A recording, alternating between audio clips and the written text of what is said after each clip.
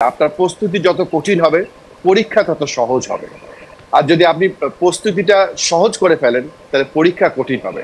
সে পরীক্ষা যদি ধর্ম পরীক্ষা হয়, বাংলা পরীক্ষা হয়, ইংলিশ পরীক্ষা হয়, যে পরীক্ষায় দেন সেটা কঠিনে পরিণত হবে। বাংলাদেশ দলের মাঠের পারফরমেন্স কিন্তু সবকিছু কঠিন হয়ে যাচ্ছে।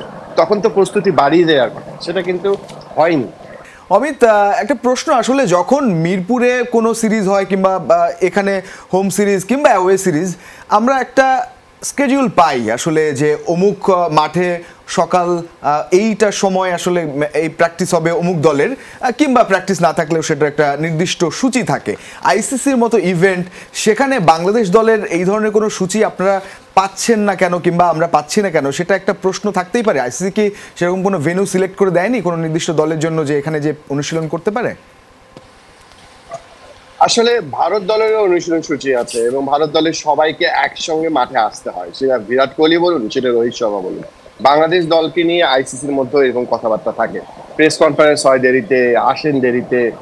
আমাদের একসময় মনে আছে, আমার একটা ওয়ার্ল্ড কাপের ফাইনালে আমাকে একজন আইসিসি কর্মকর্তা হাসতে হাসতে বলেছিল, তোমরা যদি কখনো বিশ্বকাপ চ্যাম্পিয়ন হও তোমাদের প্রেস কনফারেন্স হবে পরের দিন। এটা হাসতে হাসতে বলেছিল, এতটা দেরি হয়। এই হচ্ছে বাস্তবতা। আপনারা যেটা আলোচনা করছিলেন মঞ্জুরির সাথে, যে হতে পারে ব্রেক দিলে মনস্তাত্ত্বিক একটা ছুটি বা একটা শান্ত ভাব আসবে, কিন্তু ব্যাপারটা হচ্ছে আপনার একটা কথা প্রচলিত আছে, আপনার প্রস্তুতি যত কঠিন হবে পরীক্ষা তত সহজ হবে। আর যদি আপনি প্রস্তুতিটা সহজ করে ফেলেন তাহলে পরীক্ষা কঠিন হবে। সে পরীক্ষা যদি ধর্ম পরীক্ষা হয়, বাংলা পরীক্ষা হয়, ইংলিশ পরীক্ষা হয়, যে পরীক্ষায় দেন সেটা কঠিনে পরিণত হবে। বাংলাদেশ দলের মাঠের পারফরমেন্স কিন্তু সবকিছু কঠিন হয়ে যাচ্ছে। তখন তো প্রস্তুতি বাড়িয়ে দেওয়ার কথা, সেটা কিন্তু হয়নি।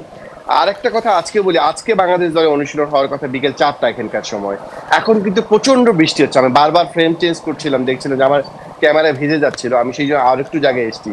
এই বৃষ্টিতে বাইরে আউটডোরে অনুশীলন করার সম্ভাবনা এখন পর্যন্ত আমি দেখি না, যদিও 4টা বাজতে অনেক দেরি আছে, তারপরে খুব টাফ। দেখেন এখন পর্যন্ত কোনো সিদ্ধান্ত হয়নি। পাকিস্তান দল যখন দেখেছিল ইনডোরে প্র্যাকটিস মানে আউটডোরে প্র্যাকটিস সম্ভব নয়, কালকে কিন্তু তারা ইনডোরে চলে গিয়েছিল এবং সেটা আগে থেকে আগেভাগেই ছিল।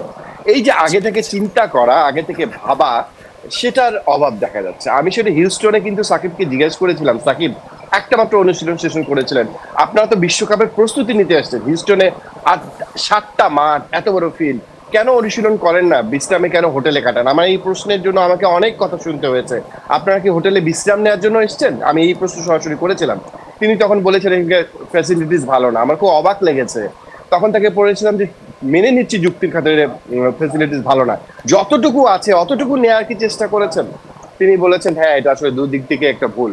তিনি স্বীকার করেছেন কিন্তু সেই জায়গাটায় একই অবস্থা চলছে।